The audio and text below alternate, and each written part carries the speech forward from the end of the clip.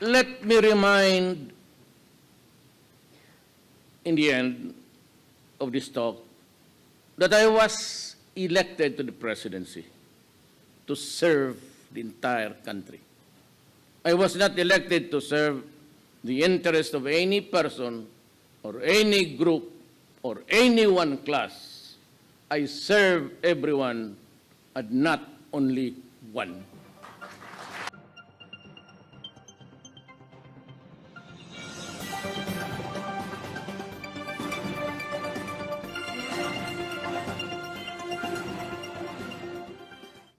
Sa ikatlong linggo sa ating pakigbisog against a formidable enemy. As always, I give my sincerest gratitude to all those who are fighting in the front lines, our doctors, nurses, allied health professionals, police, soldiers, civil servants, and everyone performing essential services in the private sector. I assure you that your efforts will be rewarded. Your heroism will not be forgotten. Saludo kami sa inyo. Let me thank the LGUs who are doing their best to contain the spread of the virus in your localities. I see that you are employing innovative programs and initiatives to address the needs of your constituents. Yan ang dapat tulungan. Rest assured that the national government is behind you as we safeguard the welfare of our people in your communities. I issued an order to Executive Secretary Major Dia clearly laying down the responsibilities of each department in implementing the Bayanihan to Heal as One Act.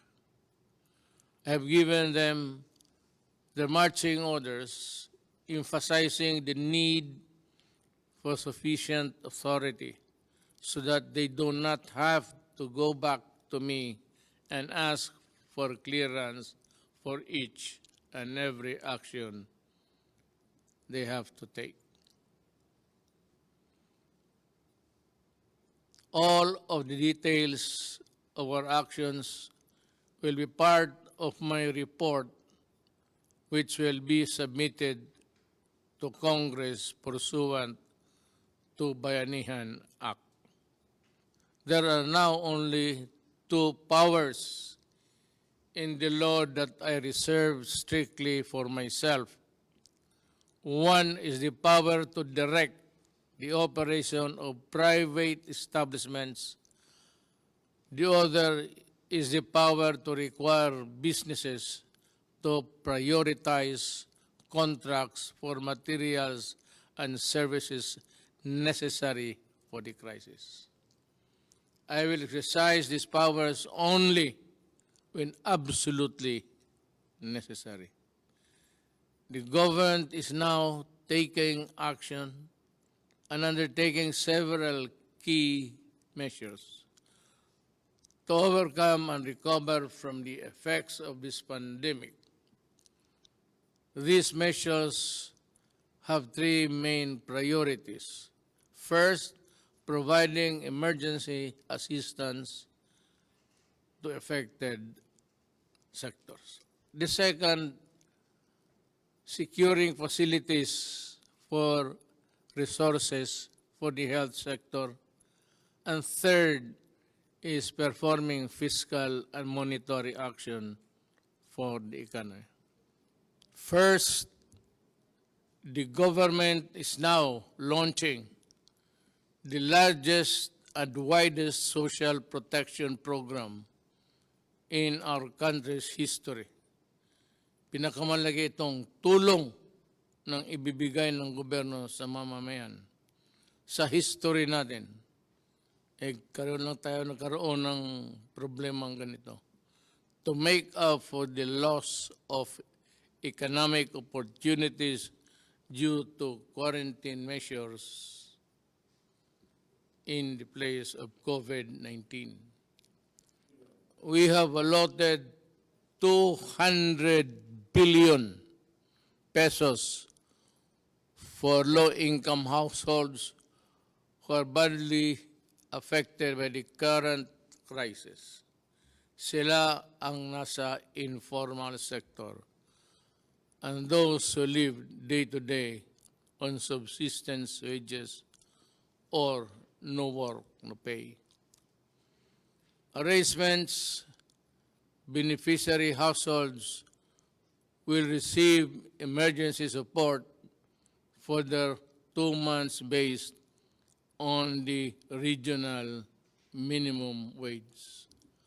However, I still count on everyone to also look out after their fellow men, their countrymen. To those who have more in life, I implore you to share in the cost of taking care of the less fortunate and keeping our society intact. They have also contributed to our prosperity in one way or the other. So let us support them in this crisis. Okay. Let it be said that in the hour of our country's greatest need, we all look out for and help each other. Buksan natin ang ating puso sa nangangailangan. I also appeal to the private sector to contribute in any way you can in dealing with this national emergency. We implore employers to do their part in protecting the welfare of the millions of Filipino households that belong to the formal sector and depend on their employers for continuous livelihood. For those who have silently helped away from the cameras, maraming salamat po. The government will provide a recovery package, especially to micro, small, and medium enterprises to help deal with the economic effects of this pandemic. My economic team is already creating the guidelines for this as I speak. To our farmers and our fisherfolk, we have not forgotten you, and government is now employing quick response measures to help you during the crisis, as well as ensure food productivity, availability, and sufficiency during the period of the pandemic. Andito ang gobyerno para sa inyo. The government is also ensuring the unhampered flow of cargo and their workers to maintain the continuous and steady supply of food, goods, and other essential supplies and items. A price freeze on commodities is already in effect, and measures to curtail hoarding and profiteering are also in place. Uulitin ko, hindi ito panahon para kumita. Hindi ito panahon ng pagsasamantala.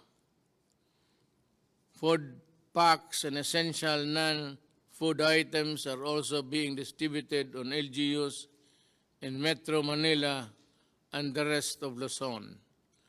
Contaminated areas in the Visayas and Mindanao are receiving similar assistance. More will be given to augment the requirement of LGUs in the coming days as we repackage the items in our stockpiles. Gagawin ko lahat para walang magutom. Second, we are marshalling and deploying the resources of government to provide our frontline health workers with everything they require so they can save as many lives as possible. We are now procuring medical supplies, devices, and personal protective equipments. About 1 million medical protective items are being acquired right now, with the government and the private sector working together to purchase or produce the necessary quantities. We are also ramping up our capacity to test more broadly, to take a fuller and more accurate picture of the spread of COVID-19 in the country. We will also build, operate, and accredit more medical facilities and laboratories in the coming weeks. The outpouring of donations and support from the business organizations, foreign governments, and private individuals over the past few weeks have also been overwhelming. I therefore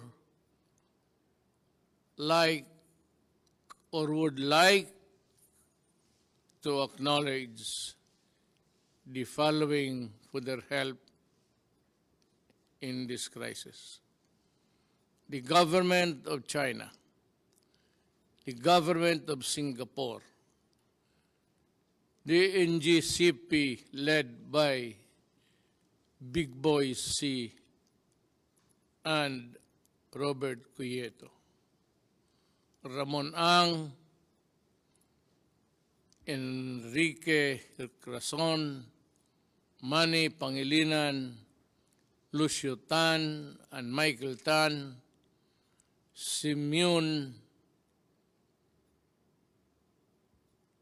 Hio of Shop Philippines, Century Peak Corporation, Gutianon Yap, Udema Foundation of Dennis Oy, also Robert Singh, Archie Po, yung who suffered a loss, mga buhay niya, empleyado niya, pati yung aeroplano na crash on a evacuation mission to Japan.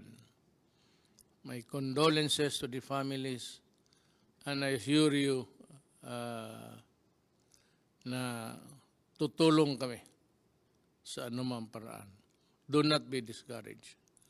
PAGCOR headed by Andrea Domingo, the World Health Organization, Mammoth Foundation, China, Jack Ma, Seriaco Lopez, Global Fund America Cares Foundation, UNIFPA, Aboitiz Foundation, D&L Corporation, Golden Tupper, Lander Superstore, Unilab Foundation, Alliance Global, Philippine Disaster Resilience Foundation, Temasek Foundation, as well as the countless others who have sent their assistance in our time of need.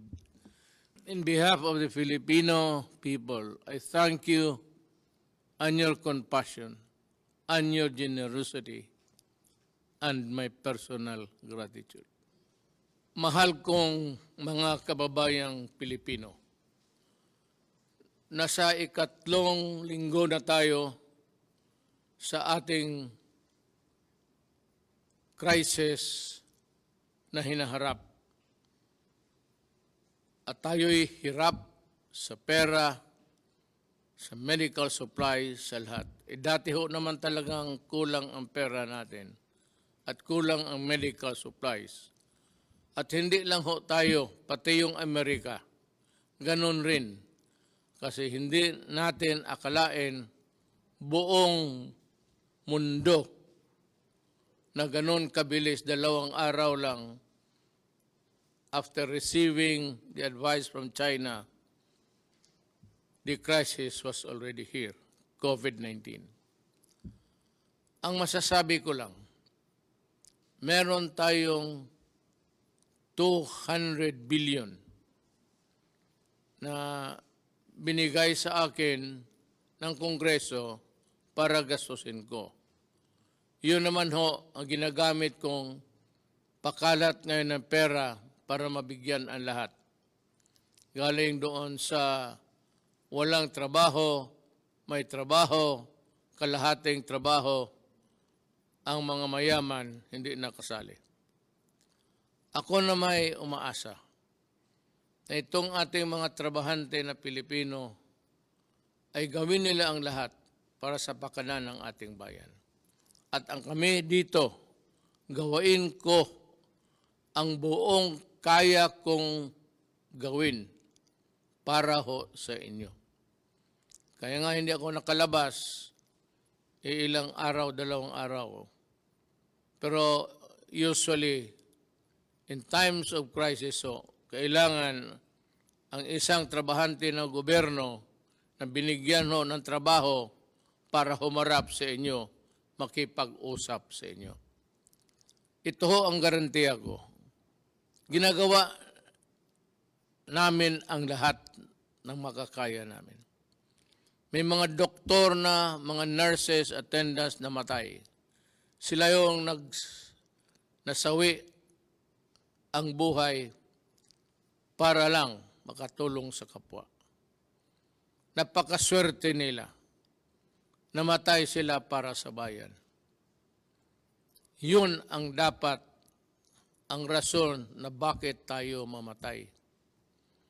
Huwag tayong mamatay sa ibang rason na sagasaan ka lang at wala ka namang ginawa.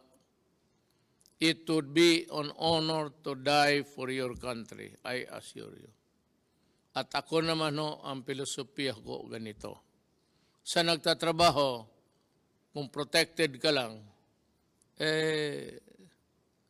make yourself fully covered, protected, para hindi walang madisgrasya.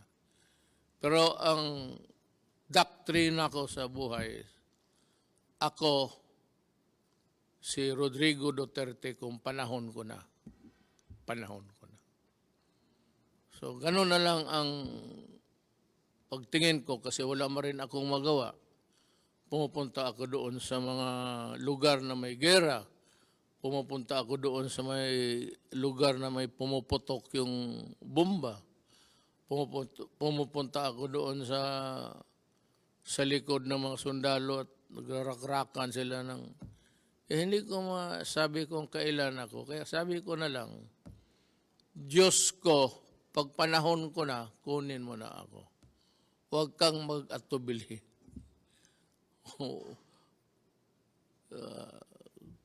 Bahala ka na. So sa mga kababayan ko, hindi ko naman sinasabi na sundin ninyo ang aking filosofiya. But somehow,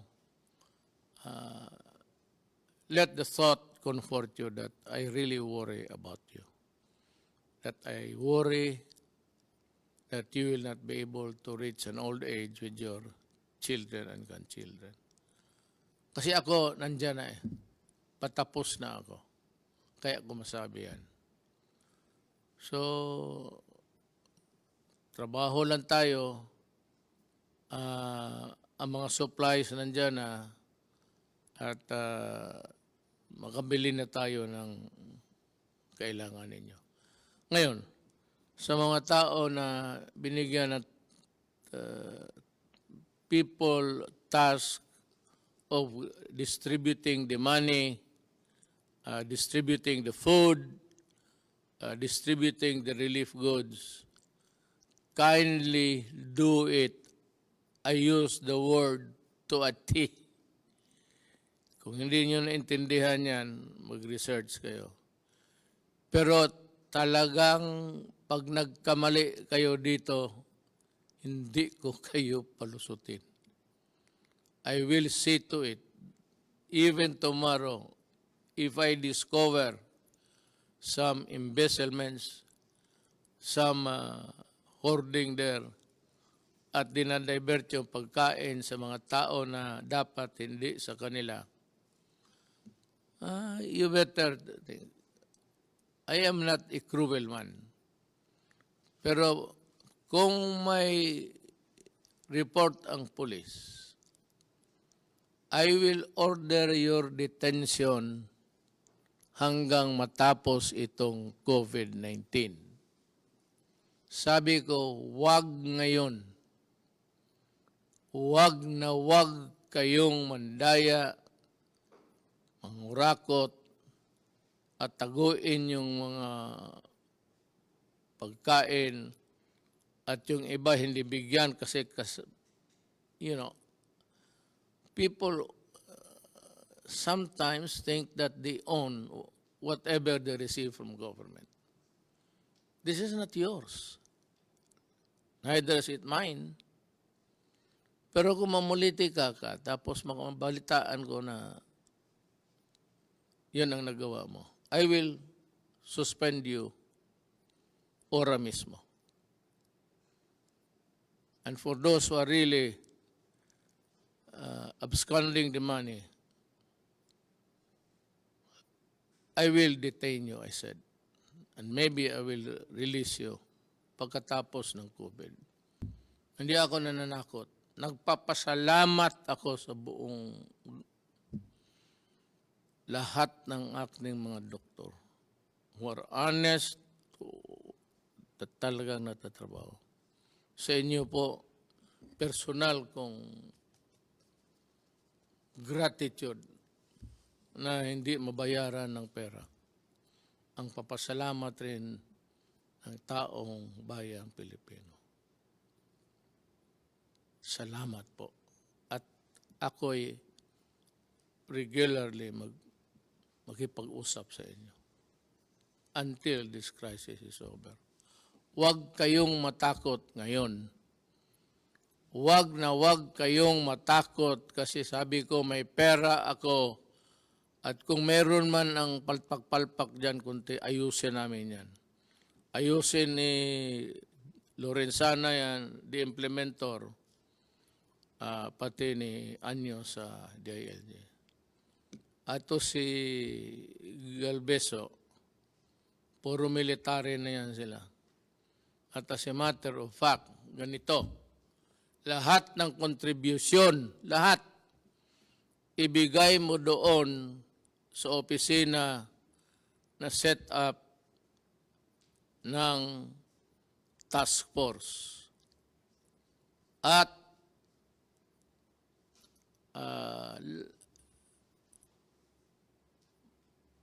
kung may releases man lahat, accounted yan, tapos then there's another audit in the integrity of the procedure. Yan lang po, papasalamat ako sa lahat ng trabahante ng gobyerno nandyan.